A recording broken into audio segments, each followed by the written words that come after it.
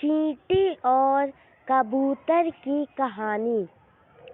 तपती दोपहर में प्यास से बेहाल एक छोटी सी चींटी पानी की तलाश में भटक रही थी। बहुत देर भटकने के बाद उसे एक नदी दिखाई पड़ी और वो खुश होकर नदी की ओर बढ़ने लगी। नदी के किनारे पहुंचकर जब उसने कल-कल बहता शीतल जल देखा तो उसकी प्यास और बढ़ गई। वह सीधे नदी में नहीं जा सकती थी, इसलिए किनारे पड़े एक पत्थर पर चढ़कर पानी पीने का प्रयास करने लगी। लेकिन इस प्रयास में वह अपना संतुलन खो बैठी और नदी में गिर पड़ी। नदी के पानी में गिरते ही वह तेज धार में बहने लगी। उसे अपनी मृत्यु सामने दिखाई देने लगी। तभी कहीं से एक पत्ता उसके सामने आकर गिरा। किसी तरह वह उस पत्ते पर चढ़ गई। वह पत्ता नदी किनारे स्थित एक पेड़ पर बैठे कबूतर ने फेंका था, जिसने चींटी को पानी में गिरते हुए देख लिया था और उसके प्राण बचाना चाहता था। पत्ते से साथ बहते हुए चींटी किनारे पर आ गई और कूदकर सूखी भूमि पर पहुंच गई।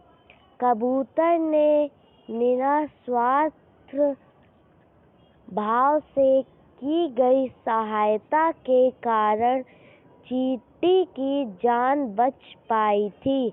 वह मन ही मन उसका धन्यवाद करने लगी। इस घटना को कुछ ही दिन बीते थे कि एक दिन कबूतर बहेलिये के द्वारा बिछाए जाल में फंस गया। उसने वहां से निकलने के लिए बहुत पंख फड़फड़ाए, बहुत जोर लगाया, लेकिन जाल से निकलने में सफल न हो सका। बहेलिये ने जाल उठाया और अपने घर की ओर जाने लगा। कबूतर निस्सहाय सा जाल के भीतर कैद था। जब चींटी की दृष्टि जाल में फंसे कबूतर पर पड़ी तो उसे वह दिन समर हो गया जब कबूतर ने उसके प्राणों की रक्षा की थी। चींटी तुरंत बहेलिया के पास पहुंची और उसके पैर पर जोर-जोर से काटने लगी। बहेलिये दर्द से छटपटाने लगे। जाल पर से उसकी पकड़ ढीली पड़ गई और जाल जमीन पर जा गिरा। कबूतर को जाल से निकलने का अवसर प्राप्त हो चुका था। वह झटपट जाल से निकलना चाहता था और उड़ गया। इस तरह चींटी ने कबूतर के द्वारा किए गए उपकार का फल चुकाया।